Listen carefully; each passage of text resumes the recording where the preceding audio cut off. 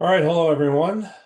It is 5:30. We're going to go ahead and get started with the Zoom conference here for the Barn Burner tournament on Labor Day weekend. I'm going to get I'll get the elephant out of the room right away. I'm on the last stretch with the schedule.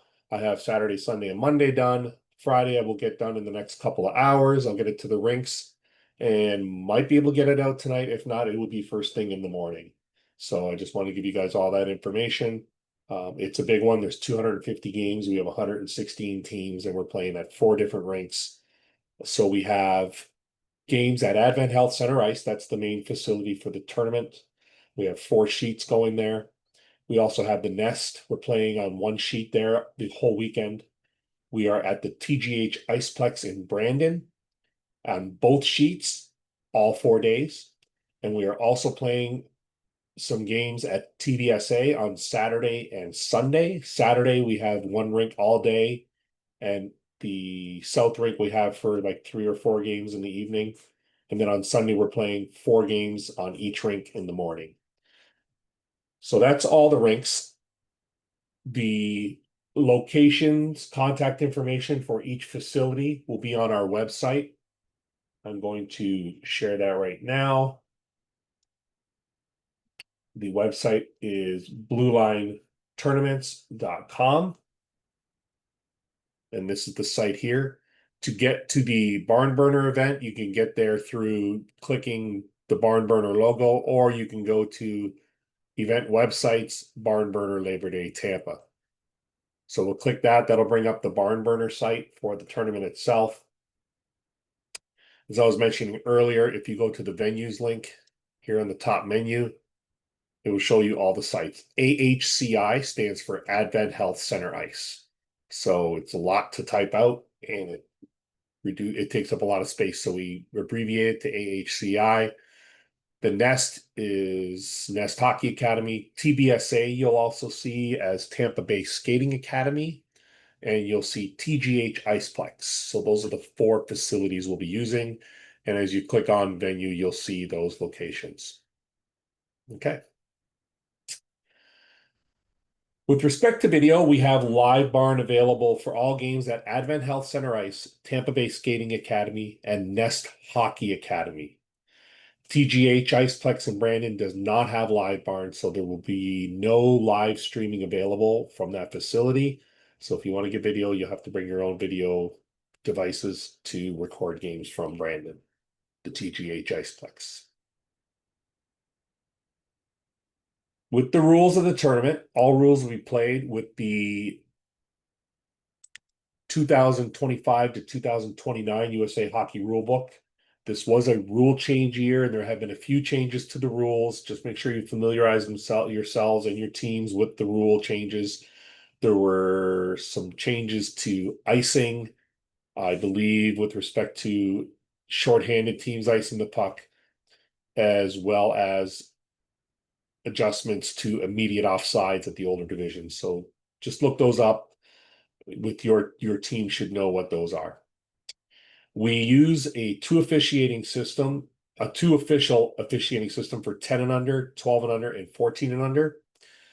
And then for 16 and under and 18 and under, we use a 4 official system. We have 2 referees and 2 lines persons. I'm going to jump into equipment now. I'll begin with helmets. This is very important information. Most of the facilities where we are playing have a pro shop that sells helmet accessories, but some do not. And those that do tend to run out during tournaments.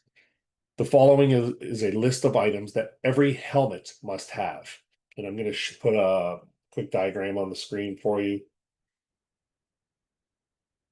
Officials do look for these, some a little bit more aggressively than others, but they're all instructed to look for the helmets. So here's a player's helmet, and there are 4 numbers on there. They do not correspond. I'll go to the order that they're on the diagram. So number 1 are the ear covers. They can be clear, they can be white, they can be black, but they have to be on the helmet. Every helmet should have an ear cover on each side of the helmet. A lot of players like to remove them. They feel they're uncomfortable or they don't look cool. Make sure they have them on. They are required with the helmet. And if you bought a helmet, brand new, it came with ear covers. Next are the J clips. Number 2 points to those. Those are little hooked clips that are on the sides of the helmet. They hold the cage in place when you strap it on to make sure that it doesn't push into the face of the player. Those also come with the helmet if you buy it brand new with a cage. If you bought the helmet and cage separately, you may not have the J clips, but so you'll have to get them, and they are required regardless of how you bought the helmet. Number 3 is the helmet strap. Those are the straps on the either side of the helmet. They connect the cage and they snap to the back of the helmet. Typically, most of them are in this position. Some are a little bit higher on the cage. Again, that's what holds the cage in place and prevents it from flying open. And number 4 is the chin strap. That is the strap that goes under the chin of the player. A proper chin strap is required that is correctly functioning with the snap, plastic snap. If the snap is broken, you cannot just tape it on. That is not a legal way to connect the chin strap. Also, skate laces and hockey tape are not acceptable forms of a chin strap. So that's what we have on the helmet. Any player that does not have all of these protective features on their helmet will not be permitted to play. So please take care of this before heading out for the tournament. Moving into the goaltenders helmets.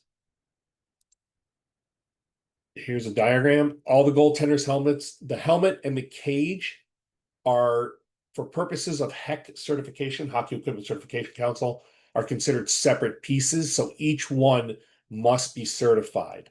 If you start at the left, you see the grid cage. Most grid cages are HEC certified. Some of them are not, though. They've gotten some with the bigger holes. And then on the middle one is a certified cat eye. The one on the right is a non-certified cat eye. You can see the difference. The holes are much bigger. The helmet itself will have a HEC certified sticker on the skull plate, typically on the back of the helmet. That does not mean that the cage is legal. So if you're not sure, go ahead, take a picture of the goalie's cage and send it. You can send it to me and I'll be happy to look at it and let you know whether it's legal or not. Okay, so there's your 3 examples of some goaltender cages. Touching out mouth guards, 12 and under and up are all required to wear mouth guards, goaltenders and players. For 10 and under division, any player that has a mouth guard, so at 10 and under, they're not required, but a 10 and under player that has a mouth guard attached to his or her cage or with the mouth guard sitting loose in the front of his or her cage will be required to wear it properly. If they do not wish to wear it at all, then they must remove it from the helmet altogether. Also, neck laceration protection is now mandatory beginning last season and carrying through to the season for all players and goalkeepers.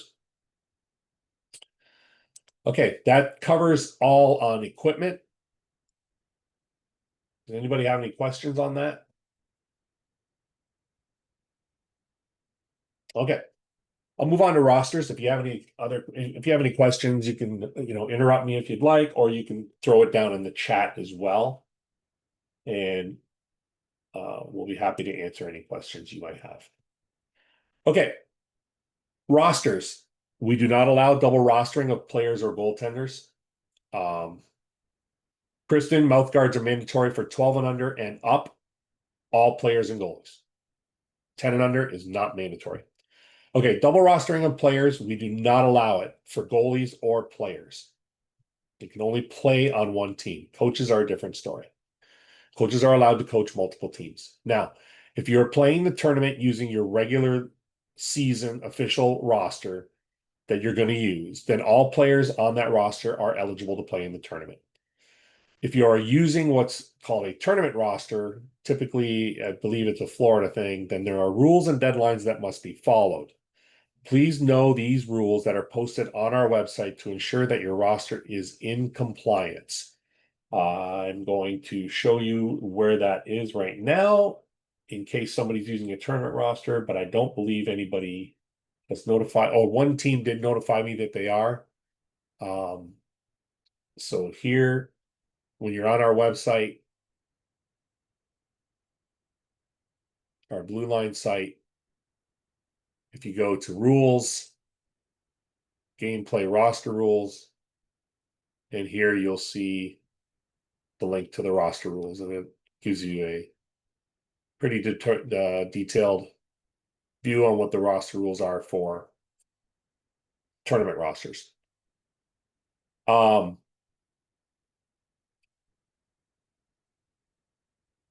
If you are using a tournament roster, please let me know right away. We discourage the use of tournament rosters. We want teams to come in as the team is so that we can, it allows us to better gauge the team competitively. But if you choose to use a tournament roster, that's okay. But again, we discourage it.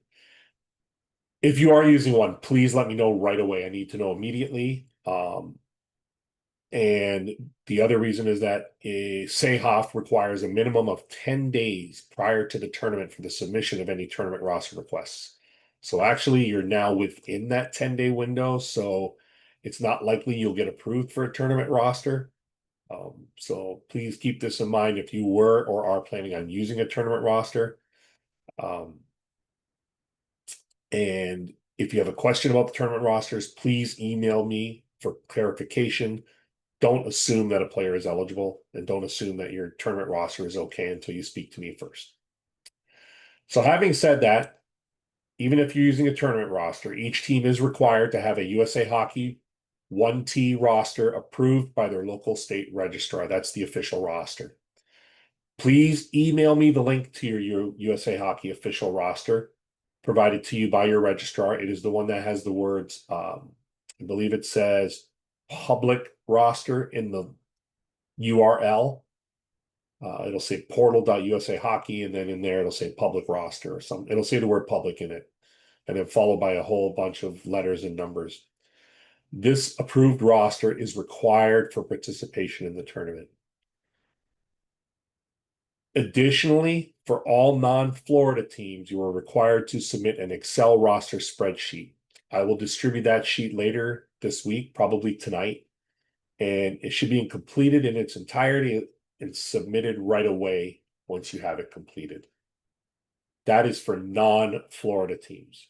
For Florida teams, I will correspond directly with your registrar, and I will work out a way to get your roster from them. So try to save you guys a little bit of work there since I already correspond with your registrars as it is.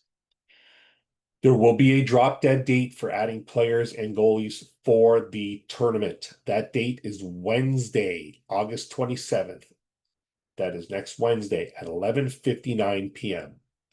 So after 11:59 next Wednesday, the teams will not be allowed to add players or goalies to their roster. If you have added a player and the player is on your USA Hockey roster, but is redlined when that deadline passes, if that player becomes approved on the 1T on the official roster, then that player would be eligible to play in the tournament as long as they're approved before the tournament starts. Because they are on your roster, they're just not approved for play yet, but they are on the roster and we have them on there. Okay, score sheets. You do not bring labels for score sheets. No labels. Rosters will be pre-printed on the score sheets. Prior to each game, both coaches will be required to verify that their roster is correct on the score sheet, and they will sign the score sheet when the referees bring it over to them for verification before the game. Their signature is attesting to the accuracy of the roster printed on it.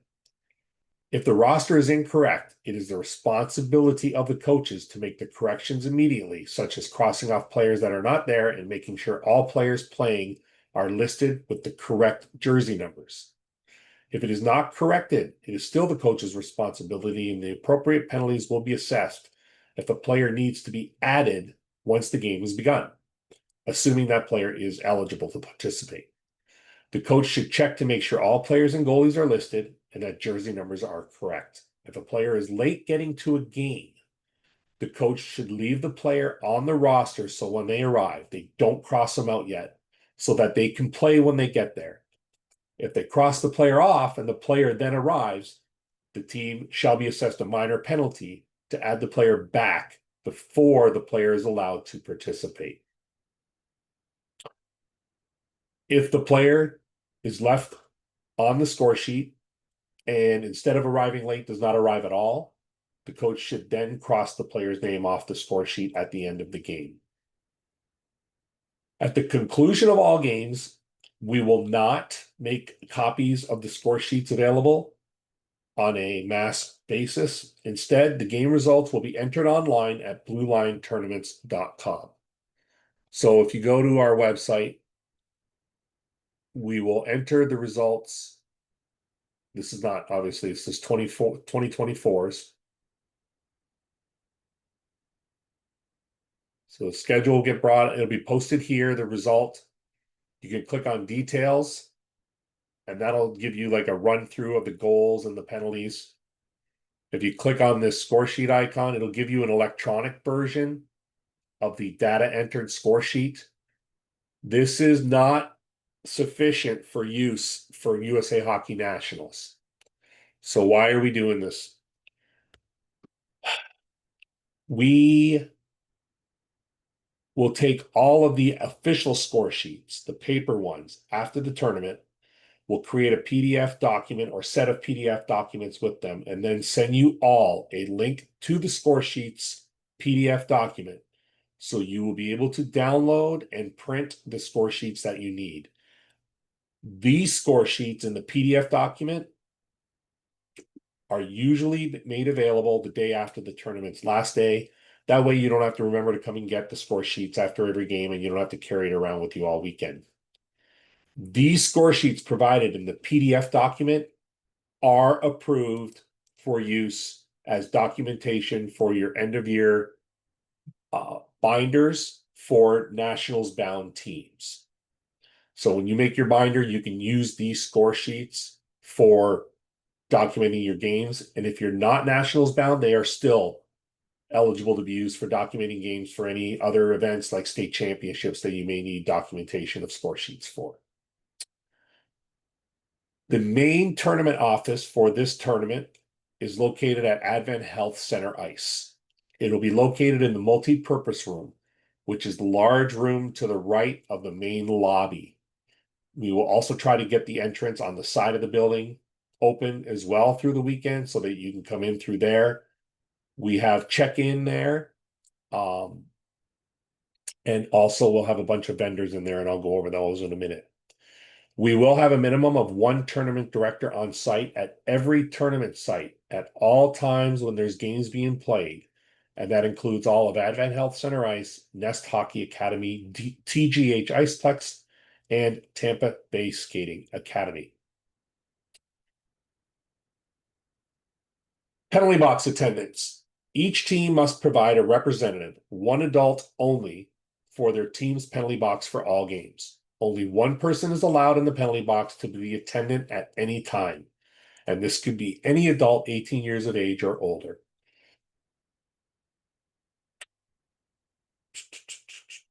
Okay.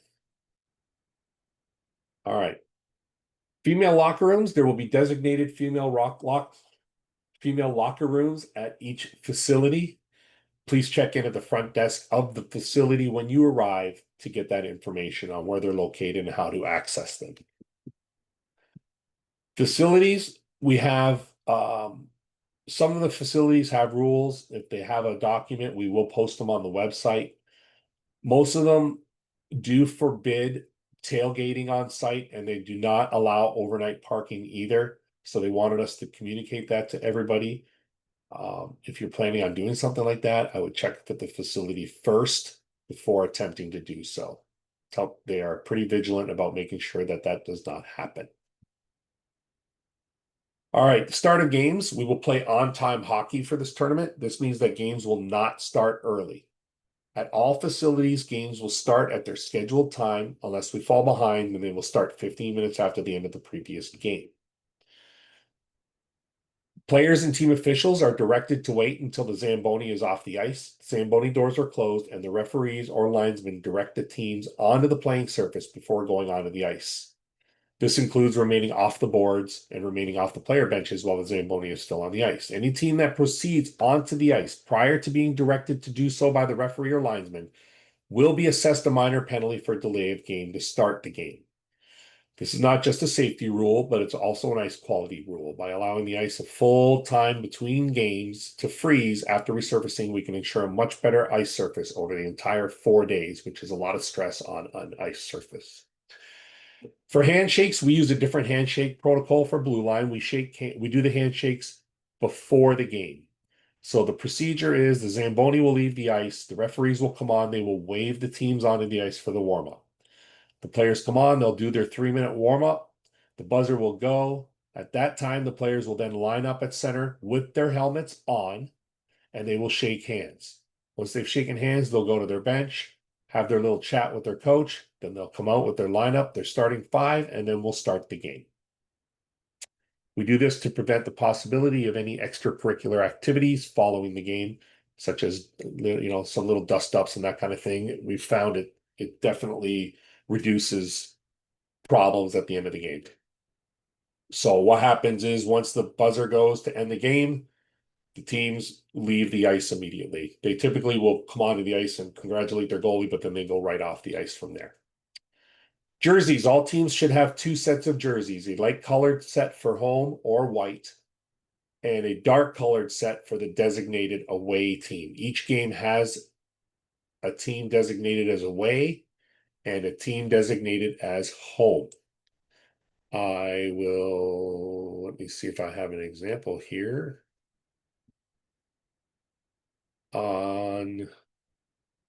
Here's a printable schedule from last year. And when you look on the printable schedule, you'll see at the top here, it says away, dark jerseys, home, light jerseys, or white. And it'll always be that way here. The away will be on the left, the home will be on the right. If you don't have 2 sets of jerseys, please let me know right away so that what I will do is coordinate with the opposition team and we know ahead of time that they will have to wear the opposite color as what is prescribed. We understand it's Labor Day weekend and some jersey sets just haven't come in yet. Now, if you have a player or a couple of players that do not have their jerseys yet, which I know will happen on Labor Day, here's what's required. The jersey, you can get a practice jersey. It must match in color and have a non-duplicative number. Those are the only 2 requirements. They do not have to have a name on the back. If it does, it doesn't have to match the name of the player. Nobody cares about the name. The logo on the front is not necessary. You can have a logo. You don't have to have a logo. It doesn't matter. All that matters is the color of the jersey and the number on the back, that it's not the same number as another player on the team. It must be permanently affixed to the jersey, so we don't allow taped on numbers. It must be pressed on or stitched on. And since we have so many Florida teams, the stop patches will not be enforced at the tournament. They will be for SFHL. That's something else. But for this, we will not be enforcing stop patches for the tournament. Pucks. Teams will be responsible for supplying their own warm-up pucks. Yes, Vaughn, thank you, because this is not soccer. I say that every time. Goalie jerseys must also be the same color. They must match. Sometimes if you're short a goalie jersey, then the backup will wear the opposite color. That's fine. But if they switch goalies during the game, they'd have to switch jerseys too. Okay. Pucks, the teams will be responsible for supplying their own warm-up pucks. The tournament will supply game pucks. Okay. Post-game interviews. At Advent Health Center Ice, player interviews will be conducted after games. If you have players that would like to be interviewed, please have the players change out of their equipment so as not to occupy the locker room longer than is needed. Have them put their game jersey back on, then bring the players to the multipurpose room where check-in is conducted after the game for their post-game interview. These interviews are for players of both teams, win, lose, or tie. Interviews are typically conducted in pairs, sometimes in threes. And we ask that you limit the number of players to 2 sets per game. Now, if your team plays multiple games at other rinks, you can request additional interviews after the game that you play at Advent Health Center Ice. And those requests will be granted as long as we have enough time and we have the resources there. So there's teams that are not going to be playing many games at Advent Health Center Ice. They might be playing at TBSA Nest or TGH. We don't have the interviews there. So if you play a game there and then you play a game in Advent, you can ask them, hey, will you do 2 sets for the Advent game and 2 sets for the TGH game? Or because we played at TGH, can you just do 3 or 4 sets of interviews for this Advent game? Ray is typically the guy that does it over there. I'm sure he'll be happy to accommodate you. He kind of lives for this. So, all right, vendors. Right now, we are scheduled to have Fine Designs as the official apparel provider for Blue Line hockey tournaments. They'll be on site at Advent Health Center Ice for sure. We are looking to see if we can get them to Nest and TGH Iceplex. We're still working on that, so I can't confirm them at either place at the moment, but I will update you and let you know via email. We will have professional photography services provided by BC Photography. They will reach out to all team managers leading up to the event to provide an opportunity to pre-order photography services at the event. Again, they will be at Advent Health Center Ice only. I am trying to get them to TGH. It's a couple of things we have to work out with the rink before we can get that happening. Hockey Studio does all sorts of decorative items with hockey sticks, broken hockey sticks. Typically, they'll do picture frames, hangers, and a bunch of other things. He will be on site. You may know him as Rick Gallipo. That's the guy who does it. We will also have a sports memorabilia silent auction that take place over the weekend at Advent Health Center Ice in the multi-purpose room with pictures, jerseys, and other memorabilia up for bid.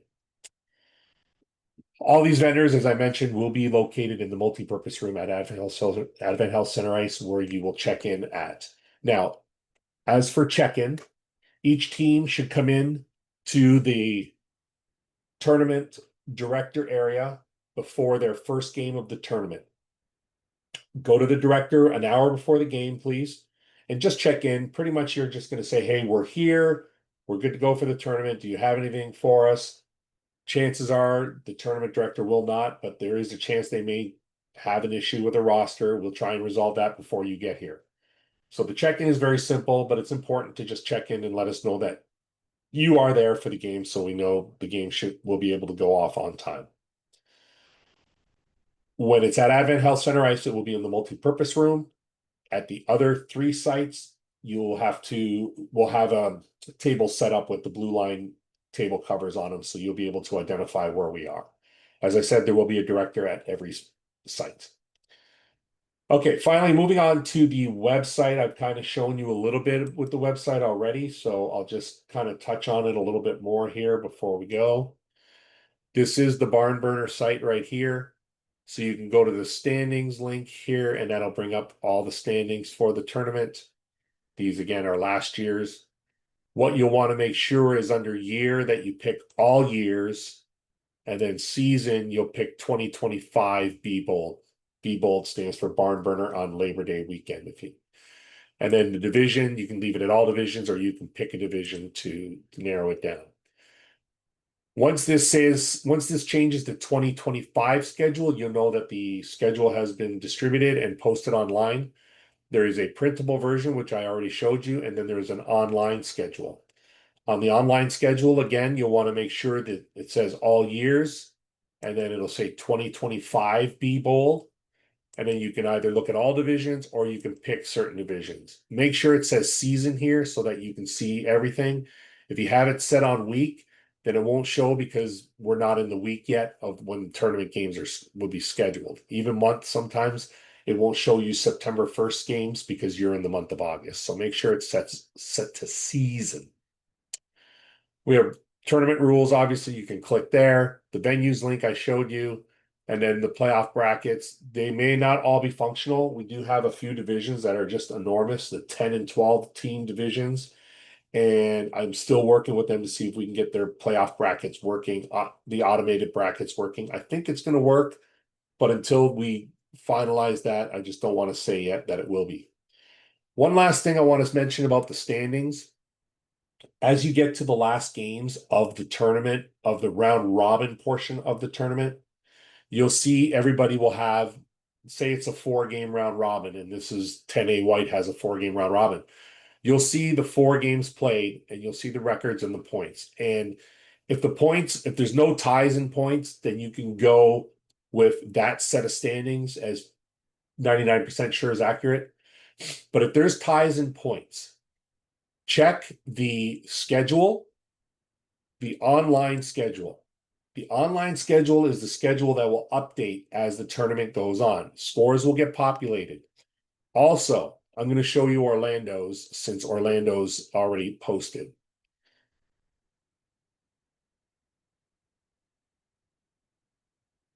And I'm sorry that theirs was done first, but theirs is like not even half the size of this tournament. So here's the division schedule for Orlando. These are the games, and then we have the playoff or the championships.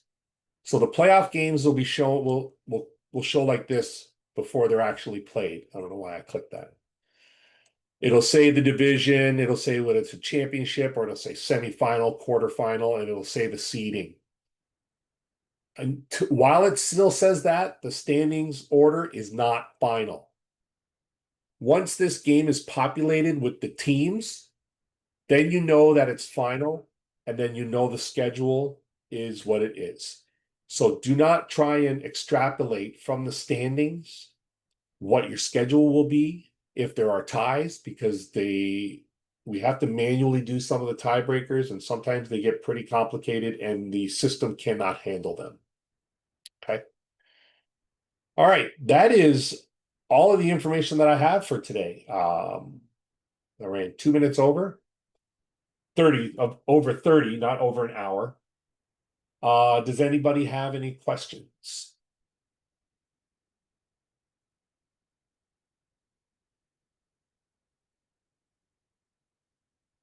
Oh, Kelly, are there certain age groups or levels moving to other rinks, or is it just random?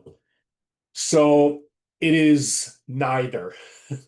All age groups are eligible to play at all rinks.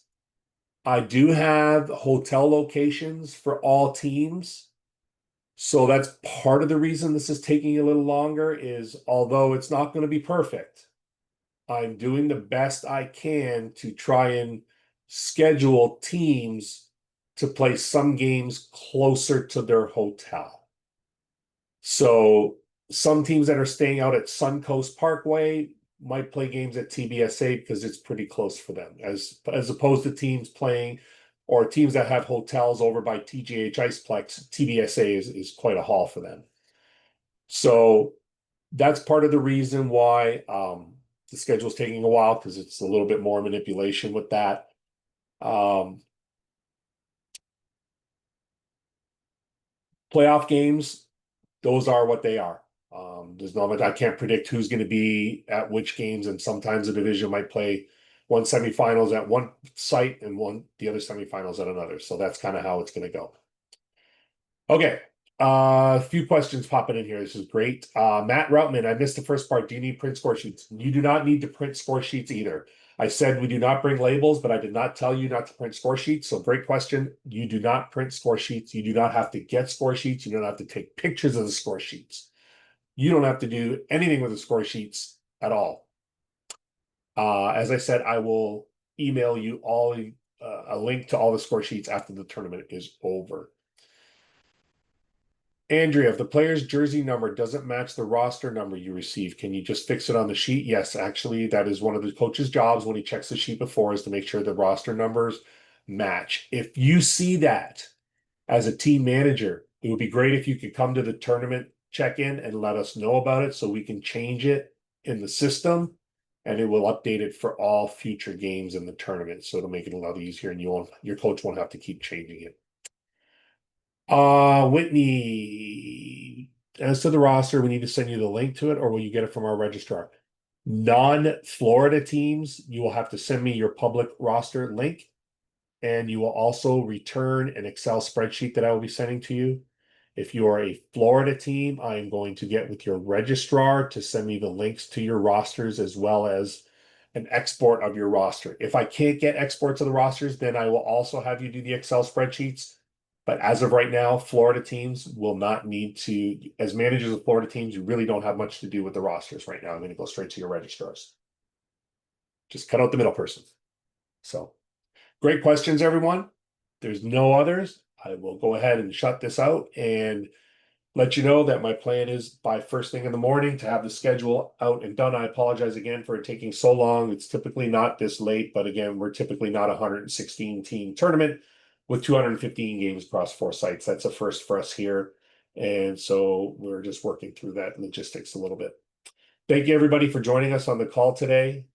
We recognize that your time is valuable and appreciate you taking the time to join us. Everybody have a good night, and probably see you guys all next weekend, weather permitting.